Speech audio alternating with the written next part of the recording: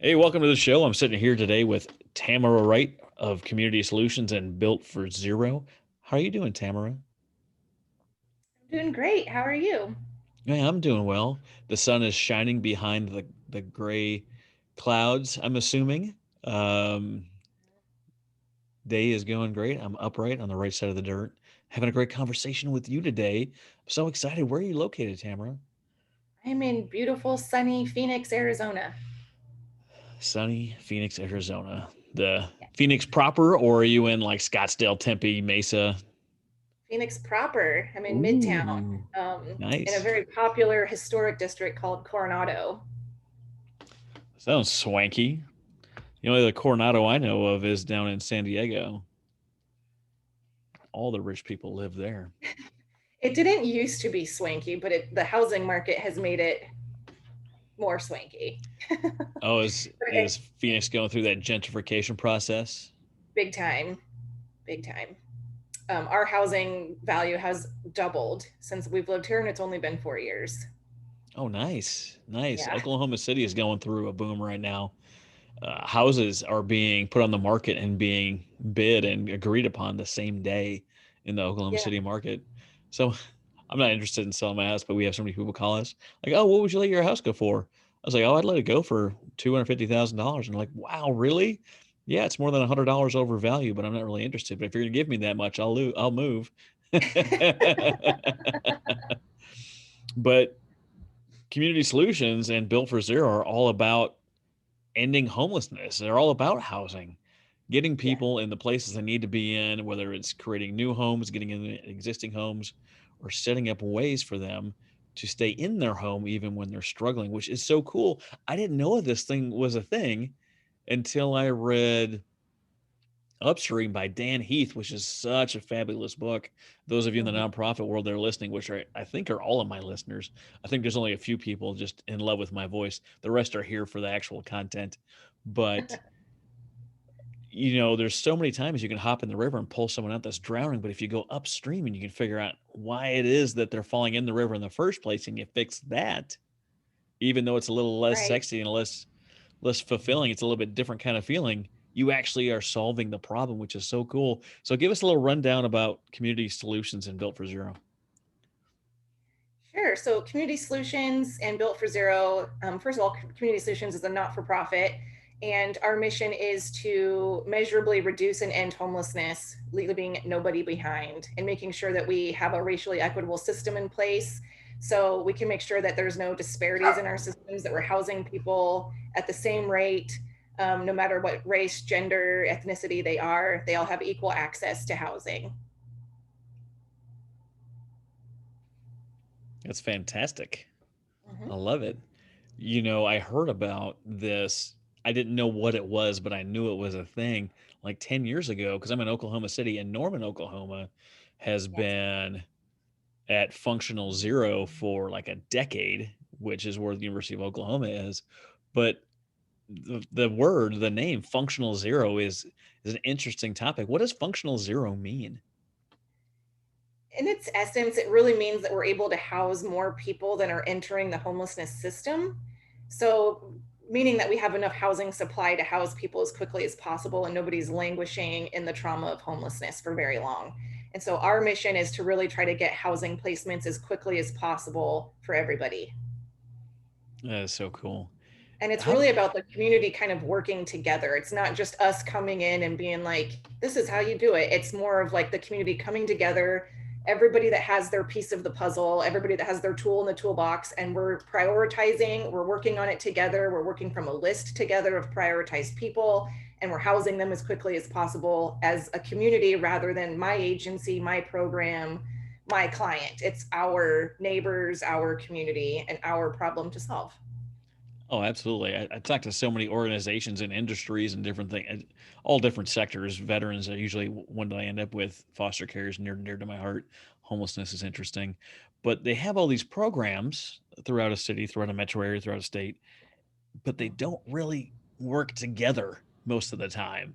They kind of just Right. do their own thing, and that was one of the big problems with the VA many years ago. Is there was no interdepartmental collaboration. There wasn't information sharing. There wasn't a process flow through the departments.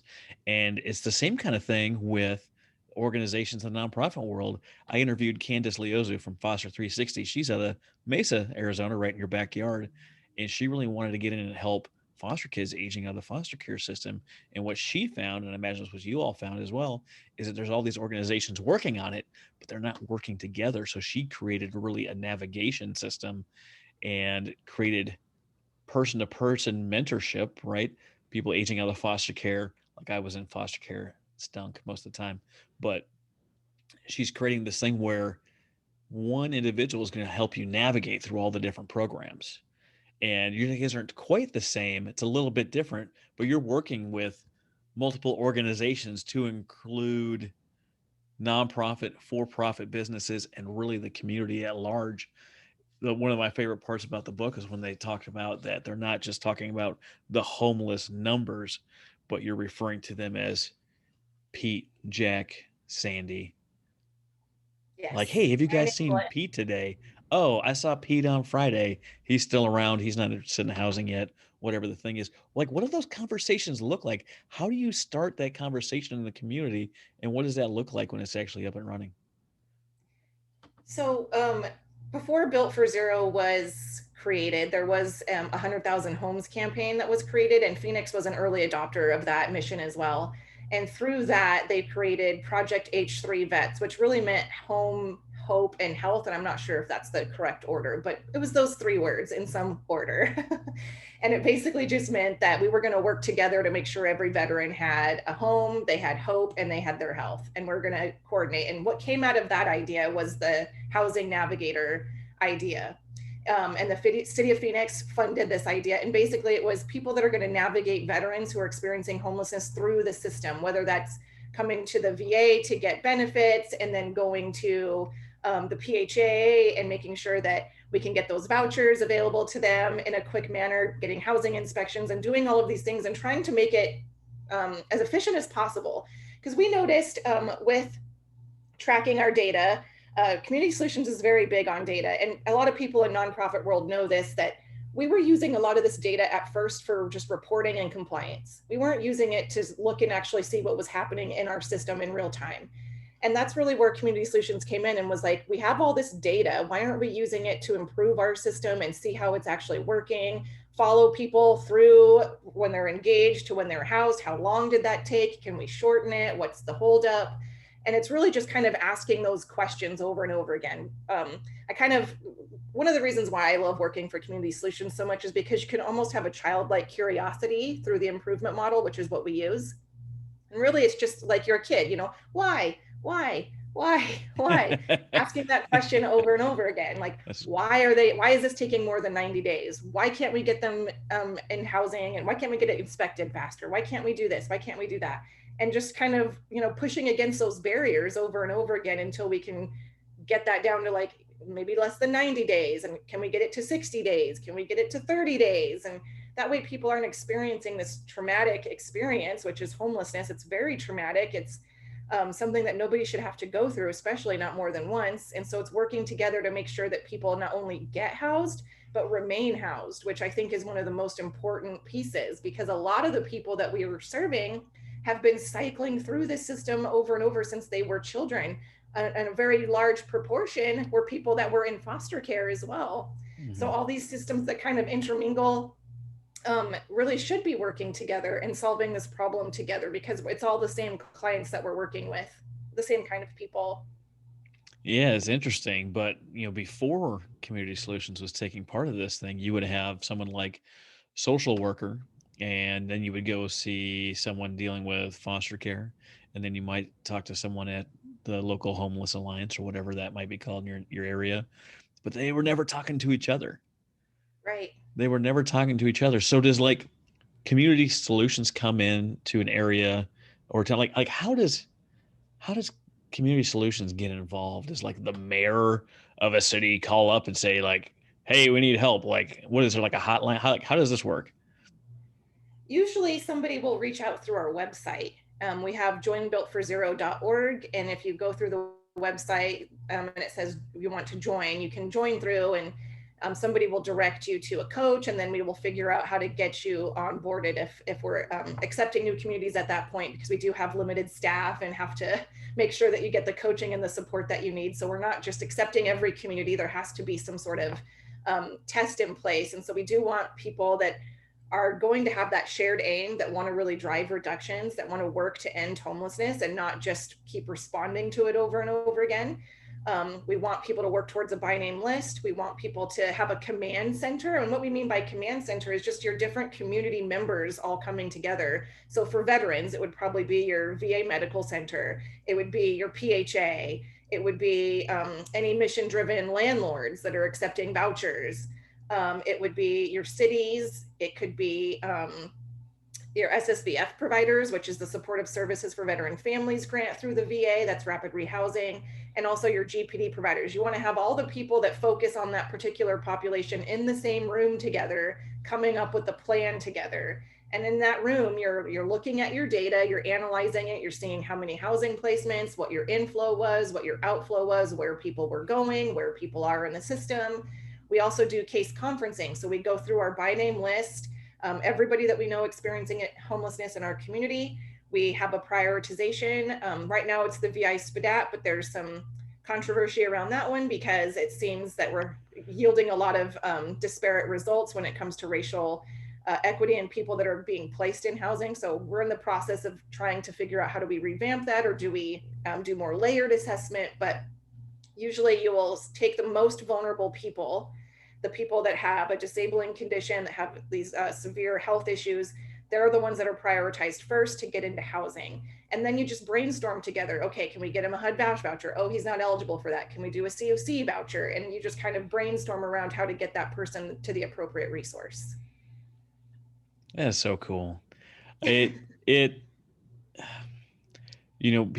people don't get into nonprofits for things like admin and fundraising. They get in for programs because they want to help whatever group of people or the environment or animals or whatever their cause is. They're wanting to help and actually do something. So it's nice to Right. talk to the people that actually get to do something and then aren't worried about their name only being in lights, because the people that are worried about that are those that don't collaborate and work together. Right.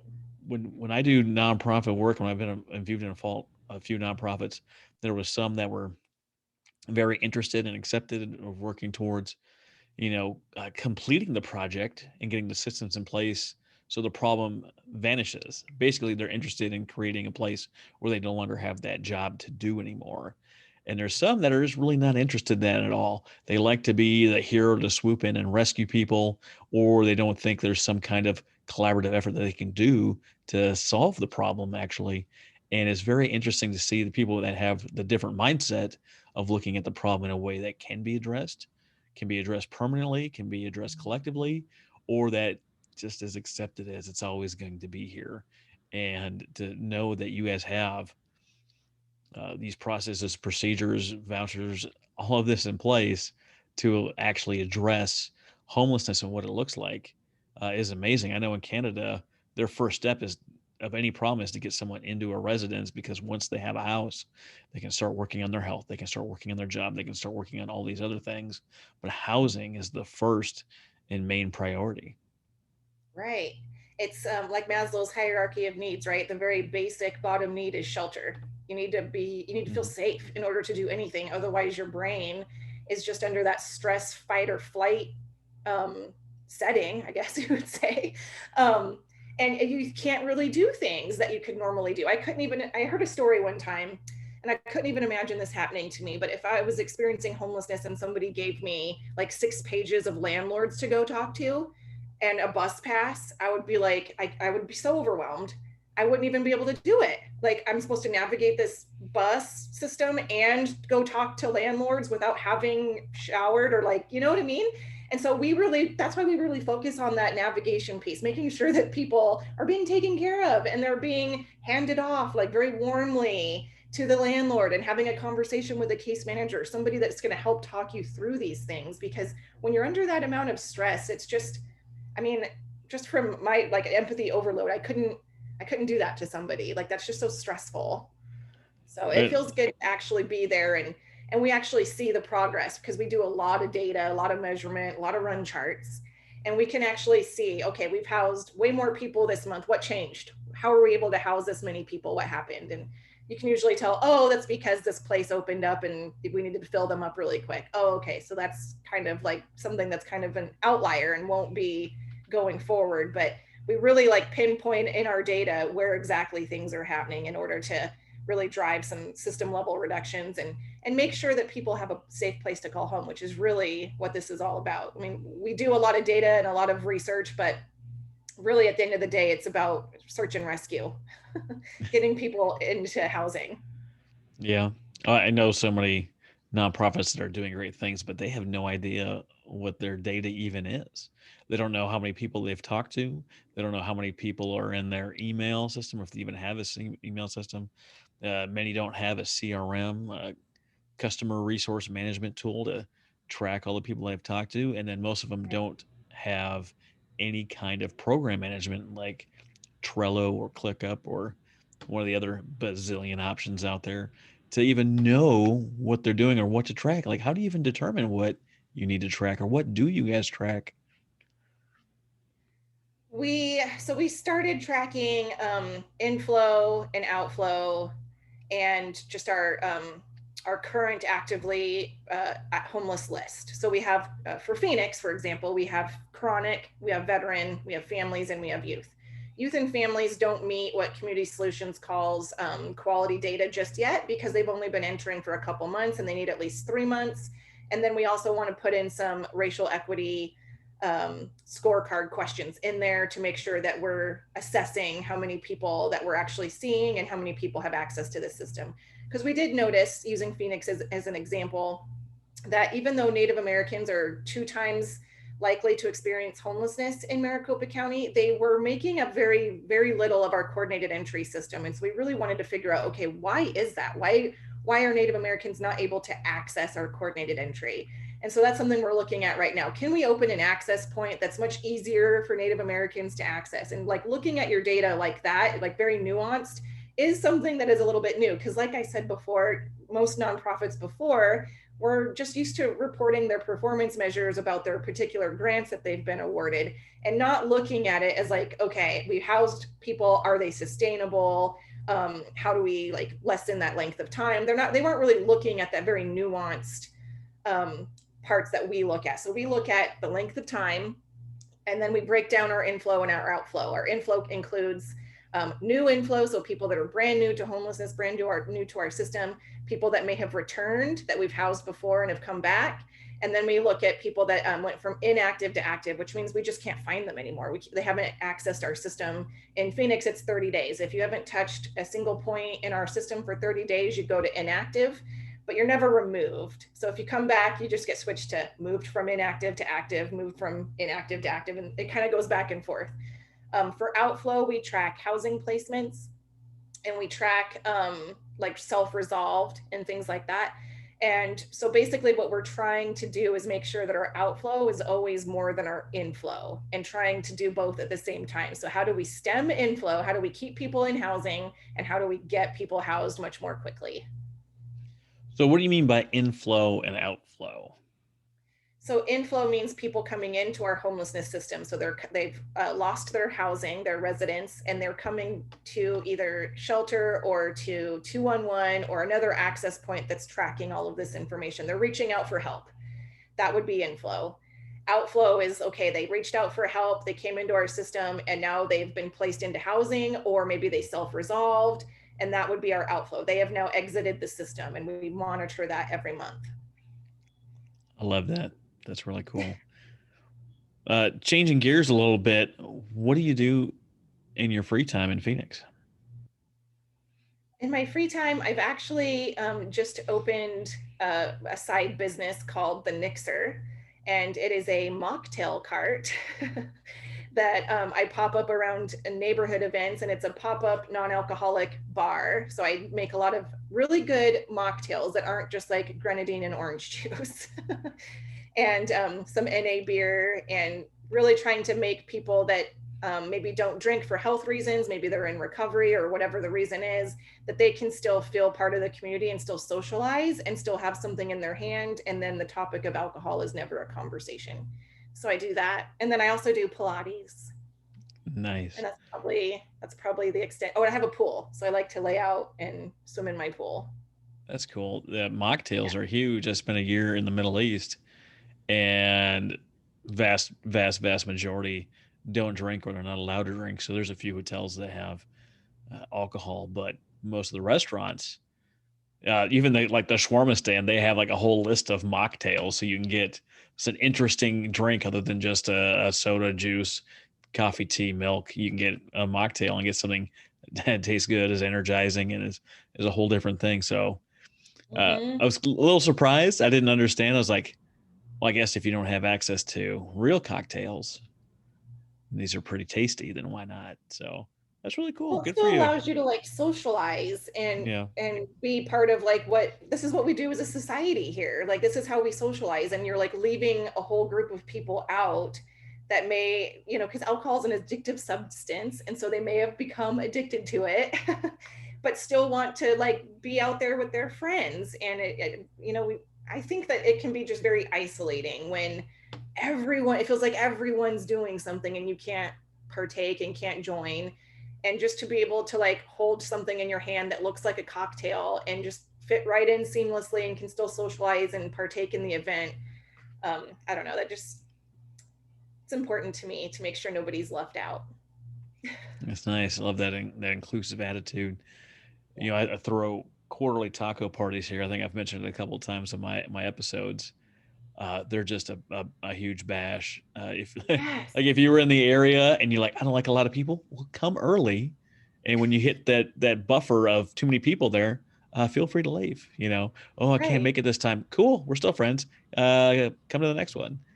Yeah. But it's very interesting because some of them usually there's always alcohol available. And some of them there's a ton of people drinking. Or this last one I did, there was maybe like two people that had a drink, like just like they weren't interested. Same group of people. Yeah. Sometimes they're interested in it, sometimes not. But we had 75 people at the house here in February. Um, Wow. and that's not my bigger ones. Usually the summer one, usually the one in May is like the biggest one. So That like, sounds so fun. yeah. Yeah, well, yeah, we do like 10, 15 pounds of meat. We got taco meat, carne asada, and then usually some of my friend brings carnitas in a crock pot. You want to talk about good? That Oh stuff is god. delicious. And then people bring like whatever their world famous side dish that they make is, whatever they're famous for. Could be appetizer, side dish, dessert, and like I had someone come and show up, and she brought this gigantic cooking pot, one of those, I don't know, 5 gallon, let's just say, cooking pots. And I was like, what are you making? She's like, I need your stove for like 40 minutes. I was like, oh, okay. So there's like, I don't know, 25 people in my kitchen, and she's got this thing going. We're starting to smell. We're like what is that? She's like, oh, I'm making this whatever. I don't know what it's called, but it's like some type of hot chocolate. And this thing was just like knock your socks off amazing. Oh, wow. Yeah, I had a friend that he loves to bake. He made like this, he makes like rum cake, and he made this tequila cake, and you're like, this is amazing. So just love, good friends, no drama, and interesting food. It's a lot of fun for us. Well, What if you ever need a non-alcoholic margarita recipe, I have a really good spicy margarita recipe that's zero alcohol. You'll have to send that over, and we'll have to include that. I've got a few friends that are in recovery from alcohol, and they won't touch a drink, and to have something interesting for them at the party. I hadn't thought about doing that. I'll have to find a way to get them included, so they have Yeah, something in their hands. So people are like, "Why aren't you drinking?" Because I don't right. wanna. I don't wanna. Such a Because, weird question. Like, why is that any of your business? eh, well, it's Like, what a if I'm on medication that's like yeah, personal? yeah. I just say I'm on crazy pills, and alcohol messes it up. They're like, what? I'm just kidding. I'm just kidding. Mind your business. So, how many people has Community Solutions helped since their inception, and how many cities are in the Built for Zero program right now? We've helped hundreds of thousands of individuals. I mean, just in 2013, I want to say, don't quote me on that year, but when they did the 100,000 homes campaign, they housed over 100,000 people experiencing chronic homelessness. And that was, you know, almost 10 years ago. So just from then, we've helped a ton. We've served a ton of people. And then for the communities, I believe we're at 87, 88. It's growing. We're at 83. Hmm. And we have 45 communities have achieved a measurable reduction in either chronic or veteran homelessness. And 80 of those communities have achieved quality real-time data. So that's really good news. That means that That's their data is balanced, sort of like you balance a checkbook. Everything's making sense. well, that's important. You mentioned Yeah, vouchers a few times. Well, talking yeah. about, you said something like a HUD voucher. You said landlords that accept vouchers. If I've got landlords listening to this and they don't know what you're talking about, how would you explain that program to them and how can they get involved? They could get, so I don't know about Oklahoma, but I know in Phoenix, if they wanted to get involved, the first place that I would tell them to go is our contractor, Home Inc., HOMINC. They're the ones that run a lot of the voucher programs for Phoenix and Maricopa County. But for others, I would honestly just reach out on our website and see how you can get plugged in, because we can definitely figure out how landlords can do that in other areas. I would also say local public housing authorities would be who they would reach out to if they were interested in accepting HUD VASH or Section 8 vouchers. So the HUD VASH voucher is basically a Section 8 voucher, but it comes with VA case management attached. So they're going to get those supportive services for at least 2 years that they're in that program to help them really succeed and sustain in that housing. So I would reach out to either the VA or the PHA and say that you want to house veterans and you'd like to accept a HUD VASH voucher, and they'll be sure to get you to the right person, get you all set up. I mean, And it please, sounds please, like please it do sounds that. like free money, right? It's guaranteed rent, which was Guaranteed something rent. that, yeah, you're guaranteed to get your rental payment every month, which was actually something that was really needed during this pandemic, right? A lot of people weren't able to pay it immediately, but everybody that had a Section 8 voucher or a HUD VASH voucher, they had their rent paid. You see, I love, and those of you listening, I know I say this all the time. I love interviewing people. I always get to learn something cool I didn't know, and now I have that knowledge to where I can go help. I've got tons of friends and family in the real estate business and the landlord business, doing things at the VA, and now they have one more tool to help them do it better. People come and go from the military all the time. I'm still stationed at Tinker Air Force Base, just outside of Oklahoma City, and they're like, "Oh, I want to move. I'm going to rent my house out." If I can talk them into accepting HUD vouchers, then they have guaranteed rent the whole time Mhm. they're away. And why wouldn't they want guaranteed rent? I want guaranteed rent. Exactly. Exactly. And they're getting case management services. So you know that they're getting support from somebody to help them be successful in that unit. That's really cool. Yeah. I did read that some cities are deciding to pay a month or two of rent to keep people in their home. Is that something you've heard as well? Yes. Yes. I've heard that as well. And, you know, a lot of funding came through with that COVID package. And so a lot of that is definitely going to be helping to like get people into housing and also help people keep people in housing. So it's a lot of money. We're hoping that we're going to be able to be very targeted and strategic with that funding and make sure we can use every penny that we can and really not drop the ball here and end homelessness for as many people as possible. So yes, that's definitely happening. And then there's also the SSVF program, and they have prevention as part of their program as well. So if somebody's a high risk, you know, especially if somebody has been through the system before, that's definitely somebody that we want to target and reach and make sure that they stay in that housing and that they continue to be successful. And so reaching out to any SSVF providers, I know in Oklahoma City, one of them is Goodwill Industries of Oklahoma City. They're an SSVF provider. And I know that there's some in southern Oklahoma too, and I'm trying to remember what the name of it was. It started with a K.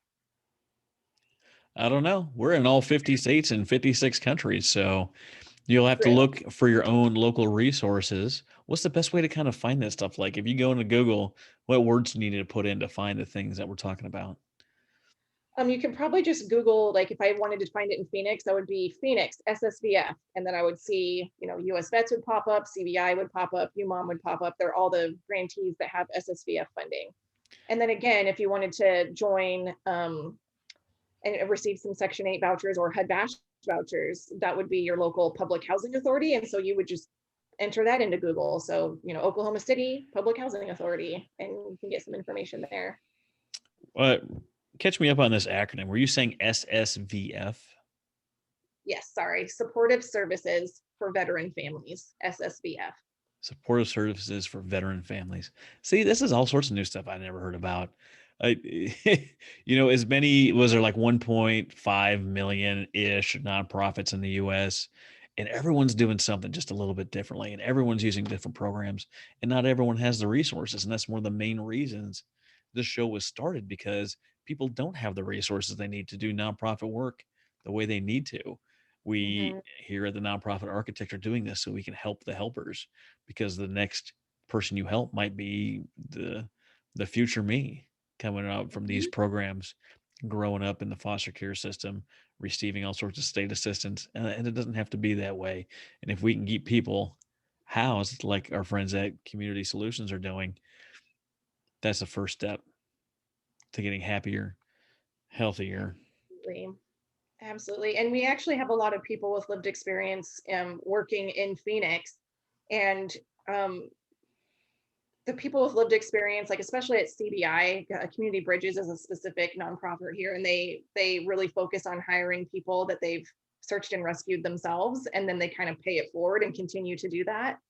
And I mentioned them in particular because there is such a passion that comes from like that mindset, especially with veterans, no soldier left behind. And that's really how they feel. They really feel like they're trying to go out there and get their soldiers from the ruin, from everything that's happened to them, and they really feel like it's a search and rescue mission.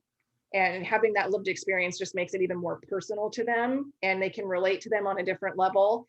And I thought that was so important, and so I'd really encourage nonprofits to um, really look at the people that they've actually served and see how you can hire them and help to pay it forward, and have them be on your staff. Yeah, there's nothing like that firsthand experience to help you get doing what you're doing and do it better. Right. And you might know this too, but like veterans rely on each other a lot and trust each other a lot more than they trust a civilian. So if a veteran's coming up to another veteran and saying, "Hey, I got housed through this program and it really worked for me. I know it can work for you." That's something that might be able to like reach them in a little different way than perhaps I could. Oh, I'm with you. Yeah, there's so many veterans out there right now that think that if they're receiving services, that means that someone else is not receiving services, and that's just not the way it is, especially through the VA. If you've served this country and you are not currently collecting benefits, you have earned them by your service. Period. Mhm. That's all you need to know. No one else is going to lose benefits because you're accepting benefits. And in some cases, they give you back pay. So it might be like winning the stinking lottery if you go sign up for this stuff. I had a friend of mine that's been out for a few years and he's not getting VA services. I was like, look, if you get a certain disability rating, that might be worth, I don't know, 2 grand a month for the rest of your life. He's like, I'm 40. Is like, well, let's say you live to be 100. Are you willing to give up 24 grand a year for 60 years just because you won't make a VA appointment? He's like, oh, when you put it that way. So every 4 years, you're getting essentially $100,000 times 15 to make 60 years. That's Yeah, $1.6 million you're throwing down the tubes just because you won't make a VA appointment. And I'm not okay with that. Go get the services that you've earned, that people have fighting for. People dedicate their lives to getting this legislation passed just so that money is there to help you because they care about you. I care about you. And I know Tamara cares about you too. absolutely. So, Tamara, where can we get a hold of you?